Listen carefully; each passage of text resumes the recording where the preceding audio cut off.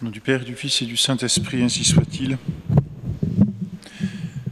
Eh bien, chers frères, en cette solennité de l'Épiphanie, permettez-moi simplement de reprendre quelques qualités que les rois mages nous manifestent et qui sont vraiment fondement de toute notre vie spirituelle. Les rois mages sont chez eux et ils ont là une première qualité, c'est l'émerveillement. Ils partent ensuite en chemin vers la crèche et là ils ont une deuxième qualité, c'est le désir. Et enfin ils arrivent à la crèche et se prosternant, ils l'adorèrent comme dit l'Écriture et c'est leur troisième qualité, c'est le don. Première qualité, c'est l'émerveillement. Ces rois mages sont des sages, ils sont savants, ils connaissent le ciel et les étoiles par cœur et voilà qu'ils aperçoivent dans le ciel une étoile qui n'est pas ordinaire, une étoile qu'ils savent bien qu'elle n'a rien à faire à cet endroit du ciel. Et ils sont émerveillés, ils s'étonnent. C'est là le début de toute sagesse. Socrate et Aristote, à la suite, disaient « L'étonnement est le commencement de la sagesse ». Et dans l'ordre de la vie spirituelle, eh bien, l'émerveillement doit aussi être vraiment au principe de toute notre vie spirituelle. S'étonner, c'est être dans l'admiration. S'étonner, c'est voir quelque chose qui nous dépasse et qui, en même temps qu'elle nous dépasse, procure en nous un émerveillement, une certaine joie intérieure. Nous vivons à une époque où nous sommes blasés, parce qu'il y a trop de connaissances qui affluent, parce que nous avons accès à tout par Internet, parce que, et on voit bien maintenant auprès des enfants, dès que l'on apprend quelque chose, on a l'impression que tout le monde le sait déjà. Et un enfant ne se laisse plus tellement enseigner parce qu'il dit habituellement qu'il le sait, parce qu'il l'a déjà vu, il l'a déjà entendu, il l'a déjà lu. Et alors il n'y a plus cette capacité de s'émerveiller, de s'étonner, et donc d'apprendre autre chose. Pour nous, mes bien chers frères, nous devons avoir dans l'ordre spirituel cette capacité de nous émerveiller. Chaque fois que nous lisons l'Évangile, chaque fois que nous entendons un texte de l'Évangile, nous devrions avoir dans notre cœur cette qualité de l'enfant. Regardez, un petit enfant simple qui n'a pas accès à tous ces moyens modernes, il est capable de s'étonner, il est capable de s'émerveiller. Il voit dans la nature des choses qui le dépassent ou des choses qui lui sont anormales. Il les observe, il les regarde et il est admiratif. Et puis ensuite, il pose des questions. Et ce n'est qu'avec le temps qu'il finit par perdre ses qualités et donc qu'il finit par perdre cette âme d'enfant. Nous devons, chaque fois que nous lisons l'Évangile, être capables d'admirer, de nous émerveiller, d'être dans l'étonnement. « Bene omnia fecit », disaient les apôtres. Il a tout bien fait et c'est un sujet d'admiration. Et nous, chaque fois que nous regardons Jésus, nous devons être admiratifs. Admiratifs de quoi? Mais de sa bonté, tout simplement. De la bonté avec laquelle il passe au milieu des hommes pour leur faire du bien. De la bonté avec laquelle il manifeste aux hommes les mystères. De l'amour avec lequel il pardonne le péché et donne la grâce pour aller au ciel. Tout cela doit nous remplir d'admiration, doit nous émerveiller, doit nous étonner. Comment le bon Dieu peut-il faire ça à nous, pauvres hommes, qui en plus par le péché sommes constitués ses ennemis? Admiration, émerveillement. Et voilà ce qui a permis aux rois mages de partir. S'ils avaient regardé l'étoile en disant « bon, on ne la connaît pas, celle-là, et puis après tout, peu importe, on découvrira bien sur Internet ou dans un livre de quoi il ressort », ils ne seraient jamais partis, ils n'auraient jamais trouvé l'enfant, ils ne l'auraient jamais adoré, ils ne se seraient jamais convertis. Alors voilà, première qualité à demander à ces rois mages, l'émerveillement, l'admiration. Être toujours heureux de découvrir quelque chose dans l'Évangile. Et il y a toujours à découvrir parce que Dieu est infini. Deuxième qualité des rois mages, c'est le désir. Ils partent en voyage et ils ont un long périple à accomplir, peut-être dangereux. Et ce qui guide leur voyage intérieurement, bien sûr extérieurement c'est l'étoile, mais intérieurement c'est le désir. Le désir de savoir, le désir de connaître et plus encore le désir de voir cet enfant qui est roi. Et c'est ce désir qui les conduit et pas autre chose. Et jamais ils ne se laissent détourner en chemin par autre chose que ce désir de voir Jésus. Ces rois mages, mes bien chers frères, arrivent à Jérusalem. Ils vont voir les savants, ils veulent plus de renseignements. Et à Jérusalem, que trouve-t-il?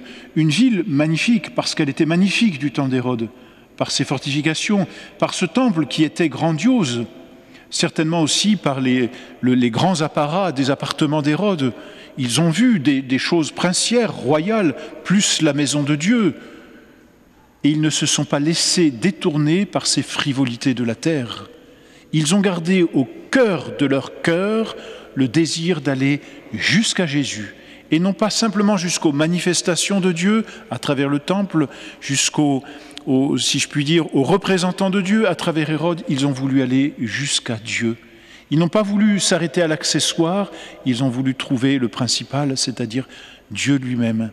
Et leur question au roi Hérode, elle est révélatrice du fond même de leur âme. Ils ne sont pas encore satisfaits à Jérusalem, alors que c'est la ville royale, la ville sacerdotale, la ville princière.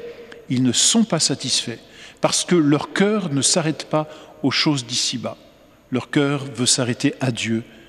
Et donc c'est toujours avec ce même désir qu'ils cherchent l'enfant, le roi, leur Dieu.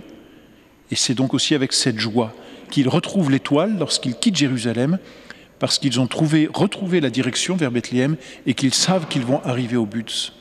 Dans notre vie, mes bien chers frères, c'est aussi ce désir intérieur qui doit mouvoir toutes nos actions, toutes nos pensées, tous nos désirs, toutes nos paroles. Tout faire pour Dieu, tout pour la gloire de Dieu. Gardez au plus profond de votre cœur le désir de Dieu. Nous pouvons malheureusement, et c'est le propre de la tentation, être arrêtés par les choses de la terre, par les frivolités d'ici-bas ou par le clinquant de ce qui brille et de ce qui pourrait nous paraître richesse. Mais si notre désir de Dieu est intact, nous ne pécherons pas, parce que nous verrons que ces choses sont des réalités créées, tandis que notre cœur est fait et désire le Créateur lui-même. Parce que nous verrons que ces choses, loin de nous aider à aller vers le Créateur, nous arrêteront vers les biens terrestres et nous empêcheront d'obtenir les biens célestes. Alors gardons ce désir de Dieu en toutes choses, mes bien chers frères, et même aujourd'hui, et plus particulièrement aujourd'hui, où nous pouvons nous laisser abattre par la série d'événements que nous pouvons voir, entendre dans les médias, et par tout ce qui nous arrive d'apocalyptique. Gardons au fond de notre cœur le désir de Dieu, le désir de la patrie éternelle, le désir de la cité céleste et non pas de la cité terrestre, comme le voulaient les Juifs. Et enfin, dernière qualité des rois mages, eh bien, c'est une fois qu'ils sont arrivés à la crèche, ils trouvent l'enfant et sa mère, et se prosternant, dit l'Écriture, ils l'adorèrent. Et puis, se relevant, ils lui offrent les présents, l'or, acte de foi dans sa royauté, l'encens, acte de foi dans son humanité, et dans sa divinité, et la myrrhe, acte de foi dans son humanité. Les rois mages offrent toute la richesse qu'ils ont finalement, ce qu'ils ont de plus précieux. Mais cette façon d'offrir l'or et l'encens, la myrrhe, même si c'est une réalité, c'est aussi, en plus d'une réalité, le symbole d'une autre réalité. C'est que le don extérieur qu'ils font de leur richesse est le signe du don intérieur qu'ils font d'eux-mêmes à Dieu. Et c'est là la plus belle attitude des rois mages. Ils sont savants, ils sont princes, et ils reconnaissent au-dessus d'eux encore un roi. Et devant ce roi, ils s'inclinent et ils se donnent à lui. Et voilà ce que doit être aussi la vie du chrétien, se donner à notre Seigneur Jésus-Christ. Ils se sont tellement donnés à lui que, dit l'Écriture, ils repartirent par un autre chemin, au sens le plus matériel tout d'abord, puisqu'ils ne sont pas repassés par Jérusalem pour retrouver Hérode, mais aussi au sens spirituel. Ils sont partis par un autre chemin, c'est-à-dire que cette adoration et ce don d'eux-mêmes fait à Dieu a changé leur vie.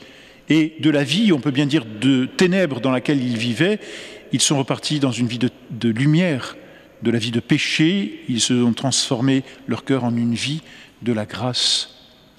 Et cela se fait par le don de soi. La vie chrétienne est une vie de don. Jésus-Christ s'est donné et il continue de se donner chaque jour sur l'autel et dans la communion à chacun d'entre nous. Et il est facile d'avoir notre Seigneur dans son âme par la communion et même par la grâce, par la confession. Notre Seigneur continue de se donner après s'être donné sur cette terre depuis son incarnation. Et vous imaginez bien comment Jésus a dû passer de bras en bras, que ce soit dans les bras des bergers ou dans ceux des rois mages, tous ont voulu le porter, et en le portant, ce n'était pas qu'un enfant qu'ils tenaient dans leurs mains, c'était leur Dieu.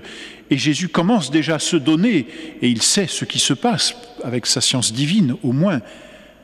Jésus se donne, et dès son incarnation, il se donne, et jusqu'à sa mort sur la croix, il continue de se donner aux âmes et à Dieu le Père, puisque sa volonté est de faire sa nourriture et de faire la volonté du Père. C'est l'exemple qu'il nous laisse, c'est l'exemple que nous laissent les rois mages. Le catholique authentique, c'est celui qui est capable de se donner à Dieu, de se donner corps et âme. Lorsque nous avons été baptisés, nous avons été totalement pris par Dieu, Père, Fils et Saint-Esprit.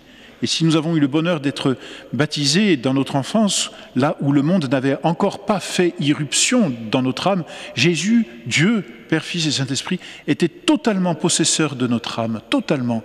Et ce n'est que petit à petit que nous avons repris quelques parties et que nous tenons encore par le péché quelques parties de notre âme. Nous manquons de générosité vis-à-vis de Dieu, nous manquons de dons de nous-mêmes, nous manquons de service de Dieu. Et c'est aussi la troisième leçon que nous laissent les rois mages, cette capacité à nous donner.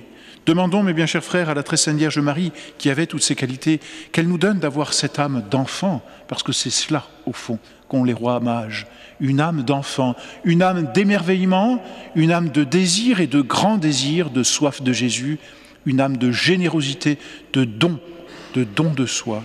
Que Notre-Dame nous donne justement d'avoir ces qualités. Ce sont ces qualités qui nous feront arriver jusqu'à Dieu dans l'éternité, ainsi soit-il. Au nom du Père et du Fils et du Saint-Esprit, ainsi soit-il.